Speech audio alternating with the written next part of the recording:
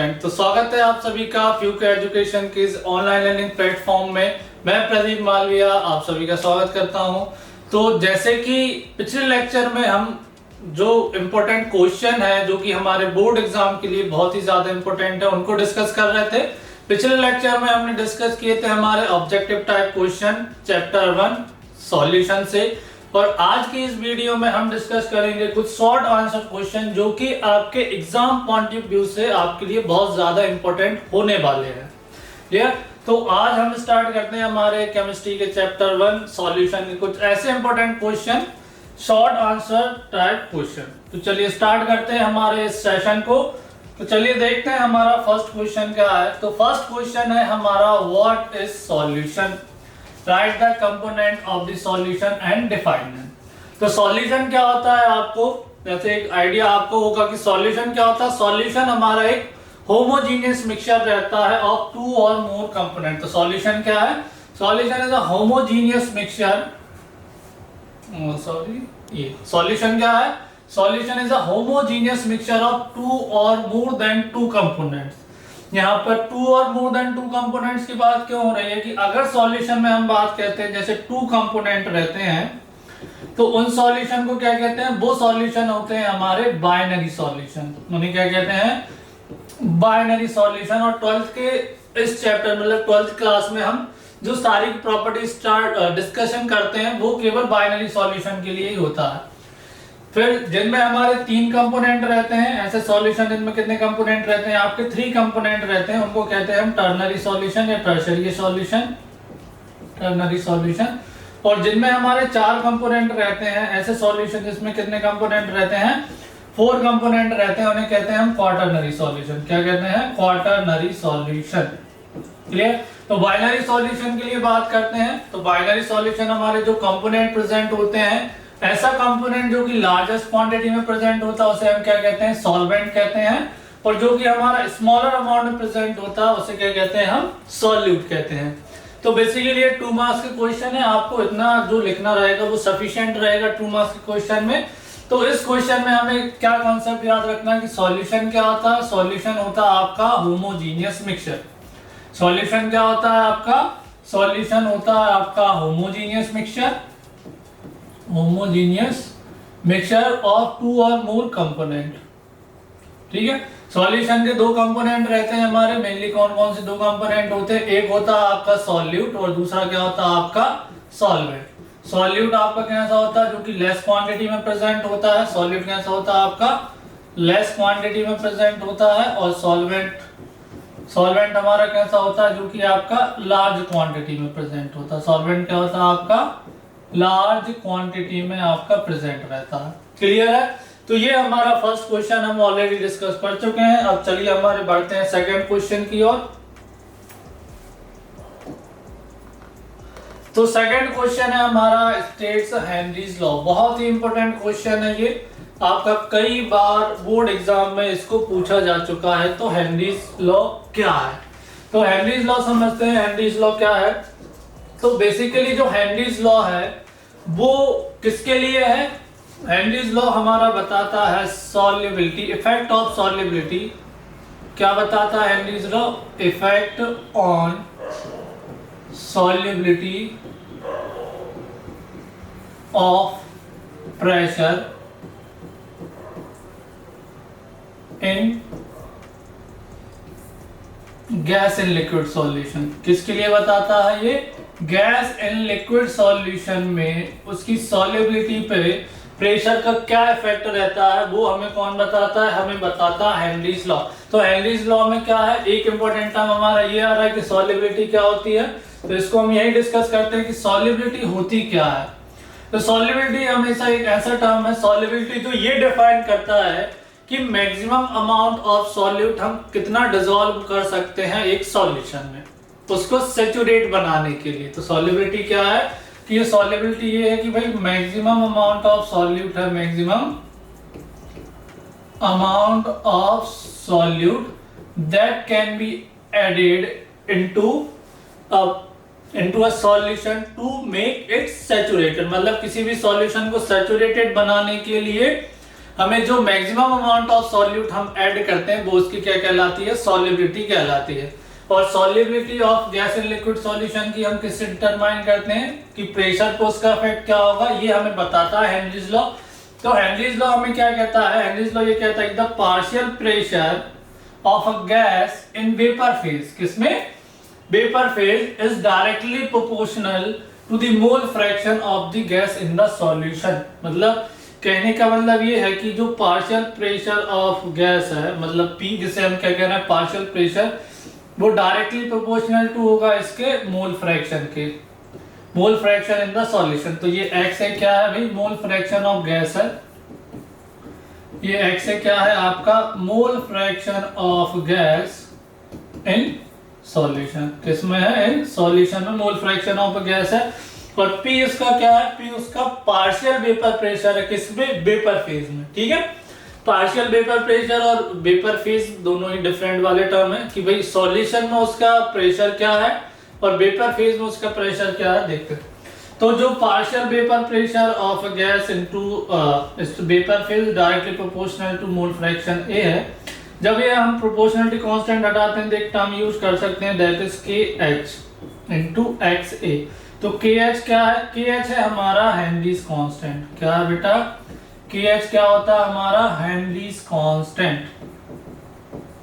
KH को क्या कहते हैं हम, KH को कहते हैं हम हेनरीज कांस्टेंट। और जो KH है वो बेसिकली आपका टेम्परेचर पर डिपेंड करता है। ठीक है, तो KH क्या हो जाएगा हमारा, हेनरीज कांस्टेंट कहते हैं। और इसका एक फिक्स आपके जो गैस के लिए कांस्टेंट वैल्यू रहती है, इस प्रेशर पे इसकी जो वैल्यू है वो ये रहेगी। और KH की अगर हमें वैल्यू निकालते हैं तो हम कैसे निकालते हैं, यहां से हम KH की वैल्यू निकालेंगे। KH आपका किसके इक्वल होगा, KH आपका होगा आपका partial pressure upon mole fraction of XA upon, ये आपका KH होगा। क्लियर हुआ। तो हेनरीज लॉ समझ में आया। हेनरीज लॉ क्या कहता है, जो पार्शियल वेपर प्रेशर है किसी भी गैस का, वो उसके मोल फ्रैक्शन के डायरेक्टली प्रोपोर्शनल टू होता है। क्लियर है, तो हमें ये याद रखना, ये रिलेशन याद रखना बहुत ही इंपॉर्टेंट है। इस पर बेस्ड न्यूमेरिकल भी आते हैं जो कि हम अगले क्लास में हम डिस्कशन करेंगे इनका, न्यूमेरिकल्स का। तो चलिए हमारा थर्ड क्वेश्चन देखते हैं बेटा, what are molarity and molality. तो दोनों ही क्या है, मोलैरिटी और मोलैलिटी, ये दोनों ही क्या है, दोनों के दोनों हमारे बेटा क्या है बेटा, कंसंट्रेशन टर्म है। दोनों के दोनों क्या है हमारे, कंसंट्रेशन टर्म है। तो देखो मोलैरिटी क्या होता है ना, मोलैरिटी और मोलैलिटी में डिफरेंस क्या है, थोड़ा ये हम देख लेते हैं। मोलैरिटी एंड मोलैलिटी में हमारा क्या डिफरेंस है। तो मोलैरिटी में बेसिकली क्या लेते हैं, दोनों में ही हम number of moles of solute तो हम लेते ही लेते हैं, दोनों में ही number of moles of solute तो लेंगे। लेकिन मोलैरिटी में क्या लिया जाता है, मोलैरिटी में लिया जाता है आपका वॉल्यूम ऑफ सॉल्यूशन। क्या लिया जाता है बेटा, वॉल्यूम ऑफ सॉल्यूशन। और मोलैलिटी में क्या लिया जाता है आपका, वेट ऑफ सॉल्वेंट या फिर mass of solvent, weight of solvent या फिर आपका मास ऑफ सॉल्वेंट। ठीक है, क्लियर है, किसमें, ग्राम में।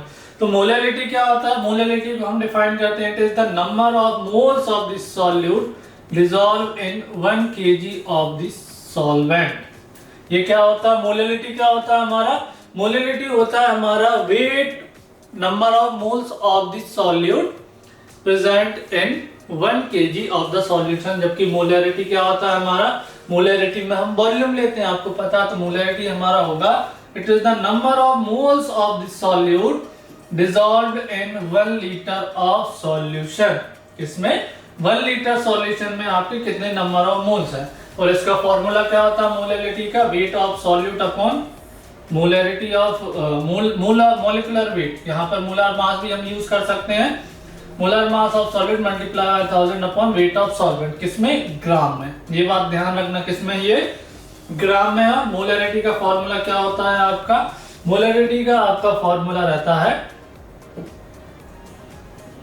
मोलैरिटी का फॉर्मूला रहता है वेट ऑफ सॉल्यूट अपॉन में molar mass of solute multiply 1000, नीचे क्या लेते हैं, volume of solution into ml। ठीक है, ये फॉर्मूला कैसे आता है आप सभी को पता होगा ना। जैसे अब मैं एक का बता देता हूं, मोलैरिटी किसके इक्वल होता है आपको पता है, मोलैरिटी होता है moles of solute, moles of solute और नीचे क्या लेते हैं हम, नीचे लेते हैं हम वॉल्यूम ऑफ सॉल्यूशन। किसकी वॉल्यूम लेते हैं, वॉल्यूम ऑफ सॉल्यूशन हम लेते हैं, ठीक है। किस में लेंगे, यहाँ पर लीटर में। अब आपको पता है जो नंबर ऑफ मोल्स किसका इक्वल होता है बेटा, वेट अपॉन मोलर मास। तो मोल्स की जगह फॉर्मूला रख देते हैं, क्या होगा, ये वेट ऑफ सॉल्यूट हो जाएगा, ऊपर वेट ऑफ सॉल्यूट अपॉन में क्या हो जाएगा, molar mass of solute multiply. जब लीटर को हम ml में चेंज करेंगे 1000 से डिवाइड करना पड़ेगा और वो 1000 आपका ऊपर आ जाएगा सिंप्लीफिकेशन पे, और नीचे क्या आ जाएगा आपका वॉल्यूम ऑफ सॉल्यूशन किसमें, आपका ml में, ठीक है। तो इस तरीके से हमारे फॉर्मूला आता है किसका, मोलैरिटी का। सेम वही चीज हमें किसमें करना है, वेट ऑफ सॉल्वेंट में करते हैं। वेट ऑफ सॉल्वेंट केजी में लेते हैं, जब ग्राम में करेंगे 1000 से डिवाइड करना पड़ेगा, ऑब्वियस है, और 1000 हमारा ऊपर आएगा, तो ये हमारा फॉर्मूला बनेगा मोलैरिटी का। क्लियर है।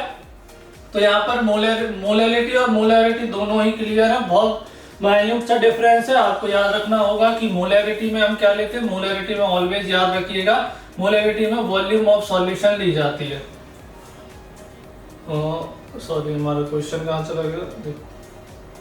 हाँ, मोलैरिटी में क्या लिया जाता है, आपका वॉल्यूम ऑफ सॉल्यूशन लिया जाता है, जबकि मोलैरिटी में मास ऑफ सॉल्वेंट या फिर वेट ऑफ सॉल्वेंट लिया जाता है, ठीक है।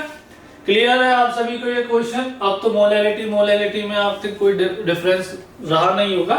यहाँ पर एक कॉन्सेप्ट और यूज आता है कि वो कॉन्सेप्ट और हम देख लेते हैं कि अगर किसी ने कहा है कि भाई आपका मोलैरिटी क्या है, number of moles of solute in 1 litre of solution. अगर कोई हमसे कह रहा है कि आपका 5 मोलर सॉल्यूशन है, कौन सा सॉल्यूशन है आपका, 5 मोलर सॉल्यूशन है, इट मींस इसकी मोलैरिटी कितनी है, 5 है। मतलब इसका ये होगा कि 5 मोल्स ऑफ सॉल्यूट हमारे प्रेजेंट रहेंगे, 5 moles of solute present in 1 litre of solution. कितने में, 1 लीटर ऑफ सॉल्यूशन में हमारे 5 मोल्स ऑफ सॉल्यूट प्रेजेंट रहेंगे। क्लियर है। तो चलिए अब हम देखते हैं हमारा next question. Question number 4, right differences between ideal and non ideal solution. तो पहले हम ये देखते हैं कि ideal and non ideal solution क्या होते हैं। तो आपको सभी को पता होगा कि राउल्ट्स लॉ क्या होता है, राउल्ट्स लॉ। तो राउल्ट्स लॉ हमें क्या कहता है कि किसी भी सॉल्यूशन में किसी भी कंपोनेंट का जो वेपर प्रेशर है वो उसके मोल फ्रैक्शन के डायरेक्टली प्रोपोर्शनल टू होता है। मतलब अगर किसी भी वोलेटाइल कंपोनेंट का जो वेपर प्रेशर है, vapour pressure of volatile component, vapour pressure of volatile component की अगर हम बात करें तो उसका जो वेपर प्रेशर है उसके मोल फ्रैक्शन के डायरेक्टली प्रोपोर्शनल टू होता है। और यहाँ पर जब प्रोपोर्शनलिटी कांस्टेंट हटाते हैं तो हम एक कांस्टेंट इंट्रोड्यूस करते हैं, दैट पी नॉट। और ये पी नॉट क्या रिप्रेजेंट करता है, ये रिप्रेजेंट करता है vapour pressure of component in its pure state, in its pure state, ठीक है। तो ये होता है हमारा राउल्ट्स लॉ। तो ऐसे सॉल्यूशन जो कि राउल्ट्स लॉ को फॉलो करते हैं उनको कहते हैं हम आइडियल सॉल्यूशन, और ऐसे सॉल्यूशन जो कि हमारे राउल्ट्स लॉ को फॉलो नहीं करते हैं उनको कहते हैं हम नॉन आइडियल सॉल्यूशन। तो आइडियल सॉल्यूशन और नॉन आइडियल सॉल्यूशन क्लियर हुए कि आइडियल सॉल्यूशन क्या होते हैं हमारे, जो कि राउल्ट्स लॉ को फॉलो करते हैं, और नॉन आइडियल सॉल्यूशन जो कि राउल्ट्स लॉ को फॉलो नहीं करते हैं। तो अब ऐसे कौन कौन से सॉल्यूशन है जो कि आइडियल होंगे। तो आइडियल सॉल्यूशन का पहला जो point, the interaction between the components are similar to those in the pure component. इस पॉइंट का मतलब क्या है, मान लो हमारा जो सॉल्यूशन बन रहा है वो ए और बी कंपोनेंट का बन रहा है। ए कंपोनेंट में इंटरेक्शन होगा आपका ए टाइप का, और बी कंपोनेंट में इंटरेक्शन क्या होगा आपका बी टाइप का। जब इन दोनों का हम सॉल्यूशन बनाएंगे तो इंटरेक्शन क्या होगा आपका ए बी इंटरेक्शन होगा। तो ये जो ए इंटरेक्शन है और बी बी इंटरेक्शन है, ये दोनों किसके इक्वल होते हैं, आपका ए और बी इंटरेक्शन के। तो ऐसे सॉल्यूशन हमारे बनाते हैं आइडियल सॉल्यूशन। क्लियर है। अब हम देखते हैं नॉन आइडियल सॉल्यूशन क्या होते हैं। नॉन आइडियल सॉल्यूशन मतलब the interaction between the component are different from those of pure component. मतलब नॉन आइडियल सॉल्यूशन में ये जो इंटरेक्शन है वो क्या होता है आपका, नॉन आइडियल सॉल्यूशन में जो इंटरेक्शन है वो आपका सिमिलर नहीं होता है। क्लियर है।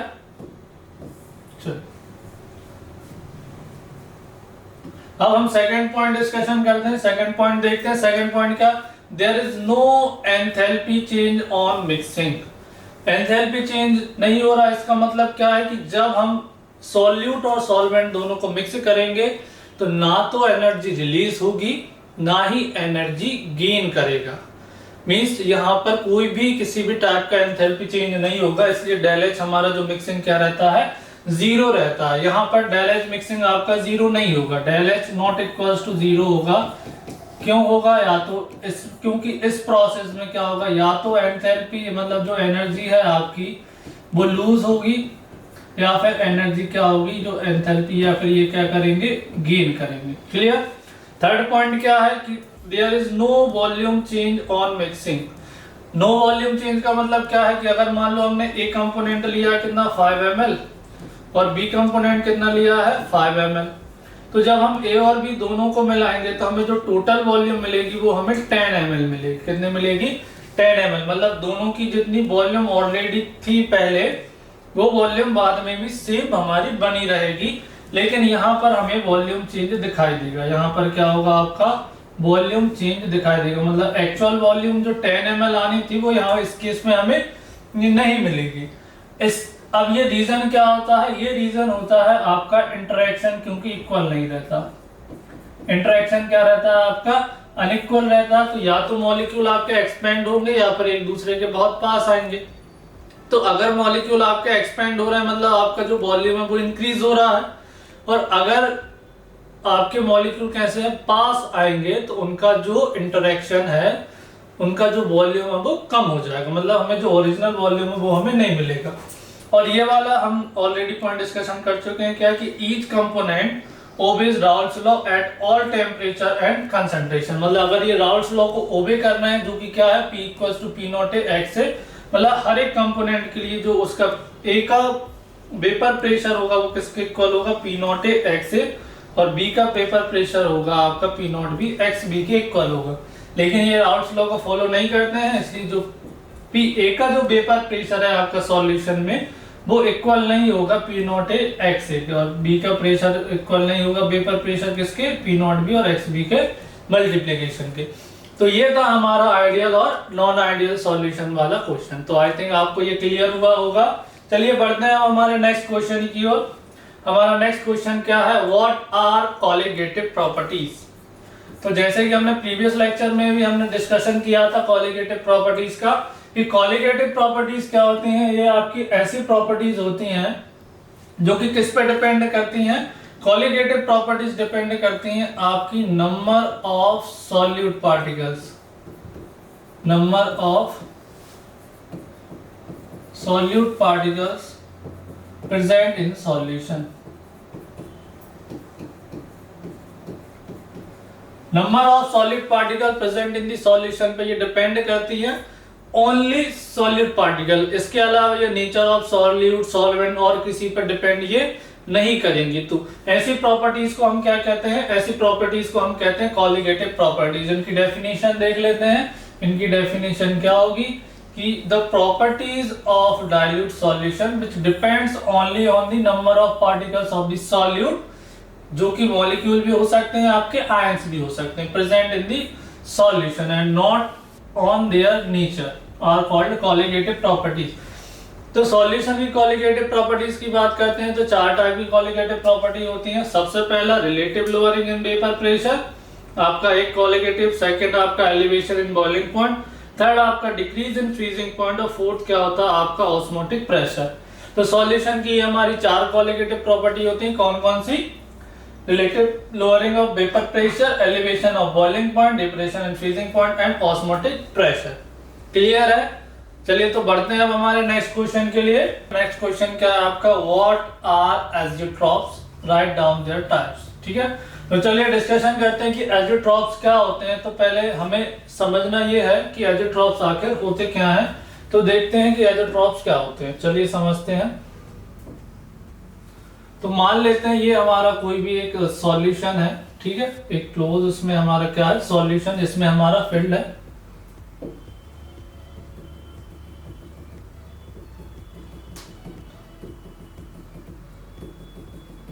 तो जब भी हम सॉल्यूशन को बॉयल करते हैं तो सॉल्यूशन में हमारे दोनों कंपोनेंट होंगे, मान लो A प्लस बी हमारे क्या है, दोनों के दोनों हमारे कंपोनेंट उसमें प्रेजेंट है।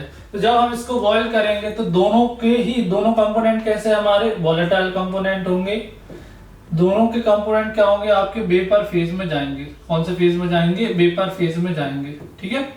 तो एक कंसंट्रेशन ऐसी आएगी, यहाँ का मॉलिक्यूल वेपर फेज में जा रहे हैं, मतलब एक पॉइंट ऐसा आएगा जहां पर जो वेपर फेज में है, वेपर फेज में दोनों के दोनों मॉलिक्यूल आपके प्रेजेंट होंगे, मतलब A प्लस बी आपका सेम होगा, जिनको हम डिस्टिलेशन से अलग नहीं कर सकते। डिस्टिलेशन क्या होता है कि भाई ऐसे अगर दो कंपोनेंट रहते हैं जिनका बॉइलिंग पॉइंट में डिफरेंस रहता है तो उनको हम डिस्टिलेशन से आपके अलग अलग सेपरेट कर सकते हैं। लेकिन एक ऐसी कंसंट्रेशन किसी भी सॉल्यूशन की जहां पर डिस्टिलेशन से दोनों कंपोनेंट को हम अलग नहीं कर सकते। क्यों?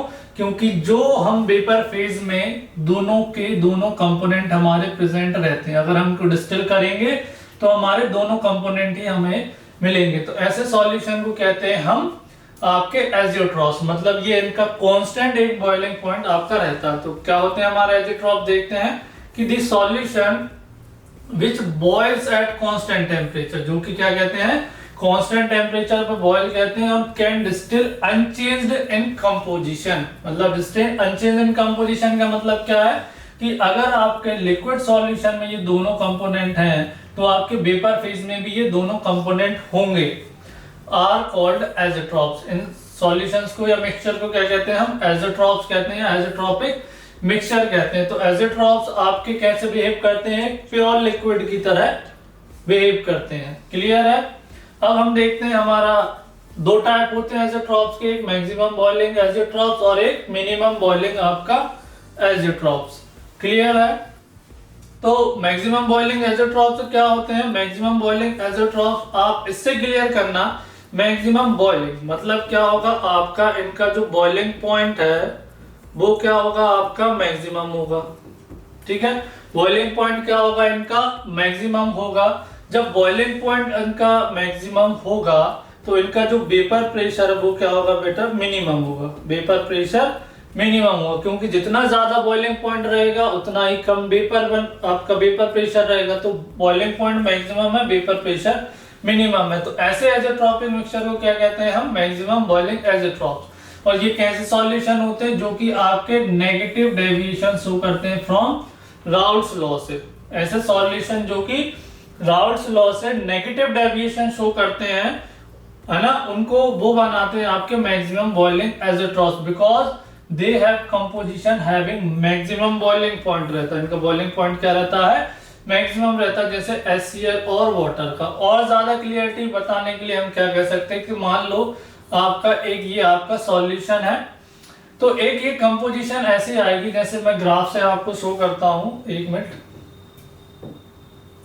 मान लीजिए हमारा ये ग्राफ है जो कि कंपोजिशन को शो कर रहा है ना, यहाँ पर आपका जो कंपोजिशन है वो इंक्रीज हो रहा है। तो होगा क्या, आपका ये कंपोजिशन ये है, यहाँ पर ये बॉइलिंग पॉइंट है, तो एक कंपोजिशन आपका ऐसा आएगा यहाँ पर जिसपे आपका जो बॉइलिंग पॉइंट क्या होगा, ये मैक्सिमम होगा। बॉइलिंग पॉइंट क्या होगा इनका, मैक्सिमम होगा। इस बॉइलिंग पॉइंट पे जो वेपर प्रेशर है इनका क्या रहेगा, मिनिमम रहेगा, और वेपर प्रेशर क्या रहेगा इनका, मिनिमम रहेगा। ये जो कंपोजिशन है, इसी कंपोजिशन पे ये कैसे बिहेव करेंगे, ये बिहेव करेंगे आपके एजियोट्रॉपिक सॉल्यूशन की तरह। तो क्लियर हुआ आपका मैक्सिमम बॉइलिंग एजियोट्रॉप। सेम ऐसे मिनिमम बॉइलिंग एजियोट्रॉप्स आपका होगा। मिनिमम बॉइलिंग एजियोट्रॉप्स आपका क्या होगा, मिनिमम बॉइलिंग एजियोट्रॉप्स का मतलब है आपका,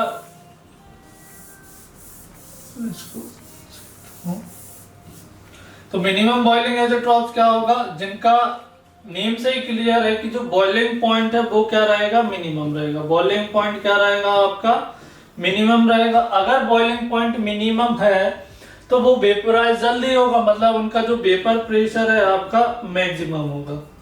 वेपर प्रेशर हमें क्या मिलेगा, मैक्सिमम हमें वेपर प्रेशर मिलेगा।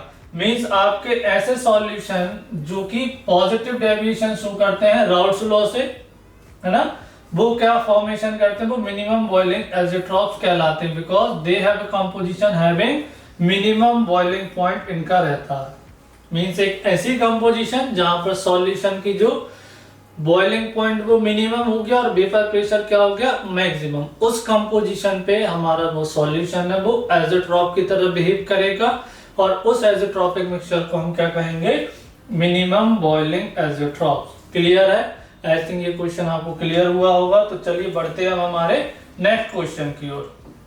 नेक्स्ट क्वेश्चन क्या है हमारा, give relation between elevation in boiling point and molecular mass of solute. ये भी आपका इंपॉर्टेंट क्वेश्चन है, लगभग प्रीवियसली ये पूछा गया है।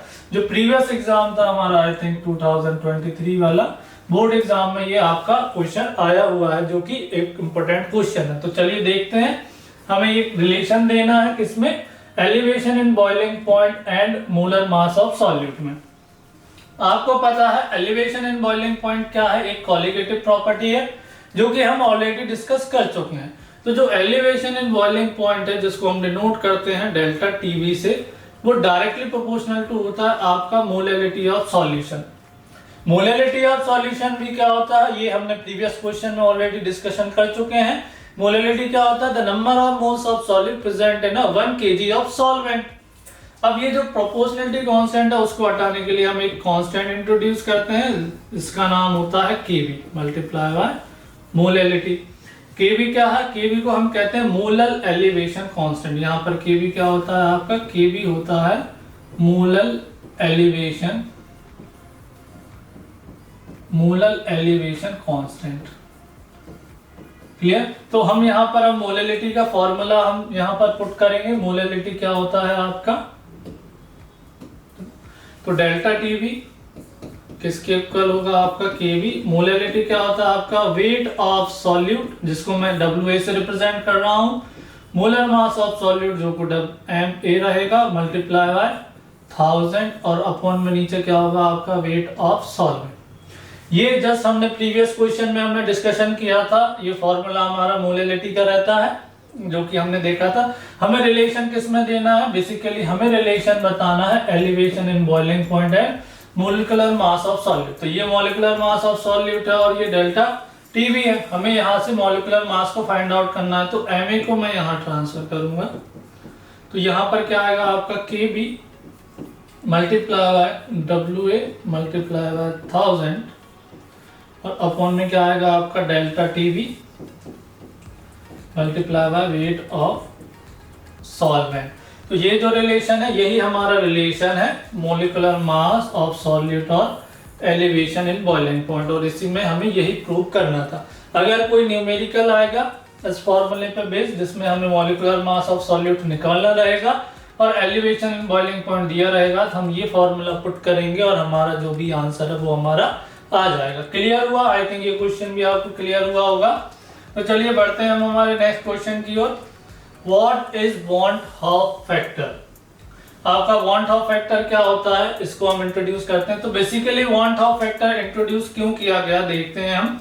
तो बेसिक जब हम सॉल्यूशन के लिए बात करते हैं, सॉल्यूशन की जो कॉलिगेटिव प्रॉपर्टी होती है वो नंबर ऑफ सॉलिड पार्टिकल्स पर डिपेंड करती है। अब सॉल्यूट हमारे दो तरीके के होते हैं। सॉल्यूशन में आपके सॉल्यूट कैसे रहते हैं, आपके दो तरीके के हो सकते हैं। या तो ये हो सकते हैं नॉन इलेक्ट्रोलाइट, कैसे सॉल्यूशन रहेंगे आपके नॉन इलेक्ट्रोलाइट, या फिर सेकंड सॉल्यूशन आपके कैसे रहेंगे आपके इलेक्ट्रोलाइट। नॉन इलेक्ट्रोलाइट सॉल्यूशन क्या होते हैं, जो कि आपकी डिसोसिएट नहीं होते हैं आयंस में, इनका डिसोसिएशन नहीं होता है। और इलेक्ट्रोलाइट्स क्या होते हैं, जिनका आपका आयनाइजेशन होता है एक्वस सॉल्यूशन में, आयनाइजेशन इक्वल होता है। जैसे एग्जांपल के लिए ले लें हम, एग्जांपल अगर मैं बात करूं एक ग्लूकोज का मॉलिक्यूल, तो ग्लूकोज के मॉलिक्यूल के लिए अगर अपन बात करेंगे तो सॉल्यूशन में ये डिसोसिएट नहीं होगा, तो ये कैसा होगा, नॉन इलेक्ट्रोलाइट होगा। और जब इसमें NaCl की बात करें तो ये NaCl क्या आपका इलेक्ट्रोलाइट, ये जिसको ही हम जैसे इसका सॉल्यूशन बनाएंगे किसमें डिसोसिएट हो जाएगा, Na+ और Cl- में आपका ये डिसोसिएट हो जाएगा। क्लियर है? सो Na+ और Cl- में इसका डिसोसिएशन हो जाएगा। तो इसमें हम देख रहे हैं कि जो नंबर ऑफ पार्टिकल हमें चेंज मिलेगा, नंबर ऑफ पार्टिकल सॉल्यूशन में हमें चेंज कैसे मिलेंगे कि हमने तो 1 मोल ऑफ NaCl डिसॉल्व किया था, लेकिन सॉल्यूशन में हमें जाके क्या मिला कि 1 मोल ऑफ Na मिला और 1 मोल ऑफ Cl- आयन मिला। मतलब जो सॉल्यूशन में है जो पार्टिकल्स है वो क्या हो गए आपके इंक्रीज हो गए। तो सॉल्यूशन में अगर पार्टिकल इंक्रीज होंगे तो जो कॉलिगेटिव प्रॉपर्टी है उसकी वैल्यू भी चेंज होगी। वैल्यू अगर चेंज होगी तो इसका मतलब क्या है, वैल्यू अगर चेंज होगी तो कॉलिगेटिव प्रॉपर्टीज भी चेंज होगी। उसी चेंज को रिप्रेजेंट करने के लिए वॉन टॉप ने आपका एक फैक्टर इंट्रोड्यूस किया, इसे क्या कहते हैं हम, इसे कहते हैं हम आई। वॉन टॉप ने फैक्टर इंट्रोड्यूस किया जिसे हम क्या कहते हैं आई, और आई क्या होता है आपका, ये रेशियो रहता है आपका किसका, ऑब्जर्व्ड कॉलिगेटिव प्रॉपर्टी और calculated value of colligative property. क्या होती है, observed colligative property, observed colligative property, और नीचे क्या आती है आपकी calculated colligative property. Observe colligative property मतलब जो हमारी एबनॉर्मल कॉलिगेटिव प्रॉपर्टी है, और कैलकुलेटेड कॉलिगेटिव प्रॉपर्टी मतलब जो कि हमारी नॉर्मली, जो से हम जो थ्योरेटिकली हमारी रहेगी वो कैलकुलेटेड रहेगी, और ऑब्जर्व मतलब जो कि हम ऑब्जर्व कर रहे हैं जो कि प्रैक्टिकली है। तो इस रेशियो को क्या कहा जाता है आपका, वॉन टॉप फैक्टर कहा जाता है आई। क्लियर है, आई थिंक ये क्वेश्चन आपको क्लियर हुआ होगा। तो चलिए बढ़ते हैं हमारे नेक्स्ट क्वेश्चन की ओर। नेक्स्ट क्वेश्चन हमारा क्या है, डिफाइन दी फॉलोइंग टर्म्स। कौन कौन सा आपका आइसोटोनिक सॉल्यूशन है और रिवर्स ऑस्मोसिस है। तो दोनों के दोनों जो हमारे क्वेश्चन है वो ऑस्मोसिस से रिलेटेड है। तो आपने एक टर्म पढ़ा होगा ऑस्मोटिक प्रेशर। ऑस्मोटिक प्रेशर क्या होता है, हमारा एक कॉलिगेटिव प्रॉपर्टी है, और ऑस्मोटिक प्रेशर को हम किससे डिनोट करते हैं, ऑस्मोटिक प्रेशर को हम पाई से डिनोट करते हैं। और इसका डेफिनेशन क्या है कि भाई एक ऐसा वेपर प्रेशर जो किसी सॉल्यूशन पे अगर हम एक्सर्ट करें तो उसमें जो ऑस्मोसिस की जो प्रोसेस है वो क्या हो जाए, स्टॉप हो जाए। मतलब the minimum pressure applied on the solution to stop the osmosis process is called osmotic pressure, और इसको हम डिनोट करते हैं पाई से। तो ऑस्मोसिस में दो डेफिनेशन है। पहला आइसोटोनिक सॉल्यूशन देख लेते हैं। तो आइसोटोनिक सॉल्यूशन क्या रहते हैं, सपोज हमारे पास दो सॉल्यूशन है, ए है और एक बी है। अगर इसका ऑस्मोटिक प्रेशर क्या है, पाई 1 मान लेते हैं, और इसका जो ऑस्मोटिक प्रेशर कितना मान लेते हैं, पाई 2। तो जब दोनों सॉल्यूशन के जो ऑस्मोटिक प्रेशर क्या होंगे, इक्वल होंगे, मींस पाई 1 इसके इक्वल होगा, पाई 2 के इक्वल होगा। इट मींस ये जो सॉल्यूशन है, इन सॉल्यूशन को हम क्या कहेंगे, इन सॉल्यूशन को हम कहेंगे आइसोटोनिक सॉल्यूशन। कौन से सॉल्यूशन कहेंगे हम, आइसोटोनिक सॉल्यूशन। तो आइसोटोनिक सॉल्यूशन क्या होते हैं, हमारे two solution of different substance, मतलब अलग अलग सब्सटेंस के हैं जिनका जो ऑस्मोटिक प्रेशर है वो क्या है, एक सेम टेम्परेचर पे क्या है, सेम रहता है, उनको कहते हैं हम आइसोटोनिक सॉल्यूशन। तो जिनका ऐसे सॉल्यूशन जिनका ऑस्मोटिक प्रेशर सेम होगा वो क्या होगा आपका आइसोटोनिक सॉल्यूशन। क्लियर है। अब रिवर्स ऑस्मोसिस को हम समझते हैं। रिवर्स ऑस्मोसिस को समझने के लिए हम देखते हैं कि आपका ऑस्मोसिस क्या होता है। तो मान लो ये आपका सॉल्यूशन है, सॉल्यूशन में आपके दो सॉल्यूशन है, इसको हम एक सेपरेट आउट करते हैं। ये आपका एक सेमी परमिएबल मेम्ब्रेन है, ये सॉल्यूशन ए है आपका,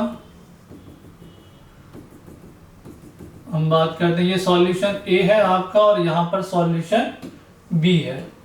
यहाँ पर कौन सा सॉल्यूशन है, ये आपका बी है। ये सॉल्यूशन आपका क्या है, बी है। तो इसमें ऑस्मोसिस की प्रोसेस हो रही है क्योंकि दोनों की जो कंसंट्रेशन है वो क्या है, आपकी चेंज है। तो मान लेते हैं कि ऑस्मोसिस में क्या होता है, आपको पता है कि जो लोअर कंसंट्रेटेड सॉल्यूशन से हायर कंसंट्रेटेड सॉल्यूशन की ओर मूवमेंट होता है किसका, सॉल्वेंट मॉलिक्यूल्स का। तो हम मान लेते हैं कि सॉल्वेंट मॉलिक्यूल्स हमारे यहां से यहां मूव कर रहे हैं। तो हमने आइसोटोनिक सॉल्यूशन देख चुके हैं कि आइसोटोनिक सॉल्यूशन क्या है, कि जिनका ऑस्मोटिक प्रेशर, ऐसे सॉल्यूशन का ऑस्मोटिक प्रेशर क्या होता है, सेम होता है, ऐसे सॉल्यूशन को कहते हैं हम आइसोटोनिक सॉल्यूशन। अब हम समझते हैं, चलिए रिवर्स ऑस्मोसिस क्या होता है। रिवर्स ऑस्मोसिस समझने के पहले हमें समझना पड़ेगा कि ऑस्मोसिस आखिर होता क्या है। तो चलिए देखते हैं, जरा पहले ऑस्मोसिस समझते हैं, फिर हम देखते हैं कि रिवर्स ऑस्मोसिस आपका क्या होगा। तो मान लेते हैं ये हमारा एक सॉल्यूशन है, एक बीकर है, जिसमें आपके सेमी परमेबल मेम्ब्रेन से दो सॉल्यूशन आपके सेपरेट आउट हैं। ये आपका एक क्लोज सिस्टम है, ये क्या है आपका सेमी परमेबल मेम्ब्रेन, एसपीएम जिसे हम कहते हैं। ये सेमी परमेबल मेम्ब्रेन है, इसमें दो सॉल्यूशन आपके ऑलरेडी फिल्ड है। एक सॉल्यूशन ये है, ए है, एक सॉल्यूशन हमारा ए ये है, ये सॉल्यूशन क्या है आपका ए है, और हम कहेंगे कि इसकी कंसंट्रेशन कैसी है, इसकी कंसंट्रेशन हाई कंसंट्रेशन की आपका सॉल्यूशन है। और सॉल्यूशन बी क्या है आपका, तो यहां पर एक सॉल्यूशन बी है,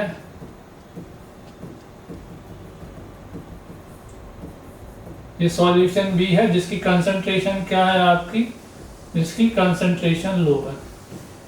तो जब दो डिफरेंट कंसंट्रेशन वाले सॉल्यूशन को सेमी परमेबल मेम्ब्रेन के थ्रू सेपरेट आउट करते हैं, तो आपको पता होगा कि जो सॉल्वेंट के जो मॉलिक्यूल्स हैं वो कहां से कहां मूव करते हैं, वो बेसिकली हाई कंसंट्रेशन से लो कंसंट्रेशन की ओर मूव करते हैं थ्रू सेमी परमेबल मेम्ब्रेन। और इसी प्रोसेस को हम क्या कहते हैं, इसी प्रोसेस को हम कहते हैं ऑस्मोसिस।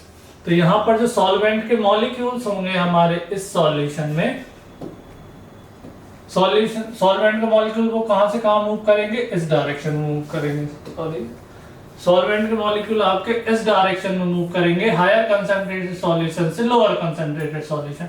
और अगर सपोज करो कि हम इस एक्सटर्नल सिस्टम पे कोई हम एक एक्सटर्नल प्रेशर अप्लाई कर रहे हैं, कोई हम एक एक्सटर्नल प्रेशर अप्लाई कर रहे हैं, ये क्या है आपका पी एक्सटर्नल। तो ऑस्मोटिक प्रेशर भी, इस ऑस्मोसिस की प्रोसेस हो रही है तो ऑस्मोटिक प्रेशर भी आपका लग रहा होगा। तो जो हम एक्सटर्नल प्रोसेस प्रेशर अप्लाई कर रहे हैं उसका इफेक्ट क्या होगा, हम वो देखते हैं कि अगर हम कहें कि जो एक्सटर्नल प्रेशर है आपका पी एक्सटर्नल, अगर वो क्या है, कम है हमारे ऑस्मोटिक प्रेशर से। किससे कम है, ऑस्मोटिक प्रेशर से हमारा जो एक्सटर्नल प्रेशर है वो कम है, तो इसमें क्या होगा, हमारी ऑस्मोसिस की प्रोसेस चलती रहेगी, मतलब हमारा ऑस्मोसिस क्या होगा, चलता रहेगा। मतलब जो फ्लो ऑफ सॉल्वेंट मॉलिक्यूल्स है वो कंटिन्यूअसली होगा। और जैसे जैसे हम प्रेशर इंक्रीज करेंगे और जो एक्सटर्नल हमारा प्रेशर है वो किसके इक्वल आया आपका, ऑस्मोटिक प्रेशर के। किसके इक्वल आएगा आपका, ऑस्मोटिक प्रेशर के इक्वल। अगर जैसे ही ये आया तो क्या होगा, यहाँ पर जो ऑस्मोसिस की जो प्रोसेस है, ऑस्मोसिस की जो प्रोसेस है वो क्या हो जाएगी, हमारी स्टॉप हो जाएगी। ऑस्मोसिस प्रोसेस क्या हो जाएगी, स्टॉप हो जाएगी। मतलब जो फ्लो ऑफ सॉल्वेंट का जो मॉलिक्यूल्स है वो क्या हो जाएगा, रुक जाएगा। और जैसे ही पी एक्सटर्नल जो हम अप्लाई कर रहे हैं वो ज्यादा होगा, किससे, ऑस्मोटिक प्रेशर से, ऑस्मोटिक प्रेशर से। तो जो हमारा ऑस्मोसिस है, जो प्रोसेस हो रही है वो क्या हो जाएगी, रिवर्स हो जाएगी। ऑस्मोटिक की प्रोसेस क्या हो जाएगी, रिवर्स हो जाएगी। और इसी ऑस्मोसिस प्रोसेस को हम क्या कहते हैं, रिवर्स ऑस्मोसिस। और जिसमें जो सॉल्वेंट के मॉलिक्यूल का जो अब डायरेक्शन है वो क्या हो जाएगा, चेंज हो जाएगा। मतलब पहले सॉल्वेंट के मॉलिक्यूल्स का डायरेक्शन इसमें था, फ्लो का डायरेक्शन, अब सॉल्वेंट के मॉलिक्यूल को इस डायरेक्शन में फ्लो करेंगे, किस डायरेक्शन में फ्लो करेंगे, इस डायरेक्शन में। और इस प्रोसेस को क्या कहते हैं हम, इस प्रोसेस को कहते हैं हम रिवर्स ऑस्मोसिस। तो रिवर्स ऑस्मोसिस क्या है, ये देखिए कि if a pressure higher than osmotic pressure, pressure जिसमें जो एक्सटर्नल प्रेशर क्या होना चाहिए, हाई होना चाहिए, ऑस्मोटिक प्रेशर से is applied on the solution, this solvent will flow from the solution into pure solvent through the semi permeable membrane. Since here is the flow of solvent is in the reverse direction to that of observed in the usual osmosis, मतलब usual osmosis में क्या होना चाहिए, direction ये होना चाहिए, लेकिन reverse osmosis में क्या होगा, डायरेक्शन अपोजिट हो जाएगा। इसलिए इस प्रोसेस को हम क्या कहते हैं, इस प्रोसेस को कहते हैं हम रिवर्स ऑस्मोसिस। क्लियर है? तो आई थिंक ये क्वेश्चन आपको क्लियर होगा कि रिवर्स ऑस्मोसिस क्या होता है और आइसोटोनिक सॉल्यूशन क्या होता है। ये हमारे दोनों ही इंपॉर्टेंट टॉपिक हैं। क्लियर? और ये हमारे एग्जाम में पूछे भी जा चुके हैं कई बार। अब हम देखते हैं हमारा next question, what is mole fraction. तो मोल फ्रैक्शन जो टर्म है, यूजुअली हमने हमारे पिछले प्रीवियस सेशन में भी हमने इसको डिस्कशन किया था कि मोल फ्रैक्शन क्या होता है, हमारी कंसंट्रेशन टर्म में भी हमने डिस्कशन किया था। तो चलिए देखते हैं मोल फ्रैक्शन क्या होता है। बेसिकली जो मोल फ्रैक्शन होता है, mole fraction is the ratio of the moles of the component, mole fraction is the ratio of the moles of the component to the total moles of the solution. क्या होता है, mole fraction हमारा ratio of moles है, जिस भी component का mole fraction निकाल रहे हैं उसका जो मोल्स है हम ऊपर लेते हैं और नीचे लेते हैं हम total moles of the solution. तो मोल फ्रैक्शन आपका किसके इक्वल होगा, मोल फ्रैक्शन आपका इक्वल होता है moles of component moles of component, मतलब जिस भी कंपोनेंट का हम मोल फ्रैक्शन निकालना है, और नीचे उसका रहेगा आपका total moles of solution, total moles of solution. तो अगर हम मोल फ्रैक्शन की बात करें, सपोज हमें सॉल्यूट का मोल फ्रैक्शन निकालना है, हमें किसका मोल फ्रैक्शन निकालना है, सॉल्यूट का मोल फ्रैक्शन निकालना है, तो मोल फ्रैक्शन ऑफ सॉल्यूट किसके इक्वल होगा, मोल्स ऑफ सॉल्यूट, मोल्स को n से रिप्रेजेंट करते हैं आपको पता होगा, नीचे होगा moles of solution. Moles of solution किसके इक्वल होता है, आपको पता सॉल्यूशन में हमारे दो कंपोनेंट होते हैं, तो मोल्स ऑफ सॉल्यूशन इक्वल होगा moles of solute plus moles of solvent, दोनों को इक्वल होगा। तो हमारा जो सॉल्यूट का जो मोल फ्रैक्शन है वो किसके इक्वल होगा, मोल्स ऑफ सॉल्यूट अपॉन में रहेगा आपका moles of solute plus moles of solvent, plus moles of solvent. Same ऐसे ही अगर हमें सॉल्वेंट का हमें मोल फ्रैक्शन निकालना है, तो सॉल्वेंट के मोल फ्रैक्शन के लिए हम क्या करेंगे, ऊपर किसके मोल्स लेंगे, हम ऊपर लेंगे हम सॉल्वेंट के मोल्स, तो मोल्स ऑफ सॉल्वेंट अपॉन में क्या आएगा, total moles means moles of solute plus moles of solvent. Clear. तो ये होता है हमारा मोल फ्रैक्शन। इसमें एक इंपॉर्टेंट पॉइंट और ये है कि जो टोटल मोल फ्रैक्शन होता है सॉल्यूशन का वो ऑलवेज होता है 1।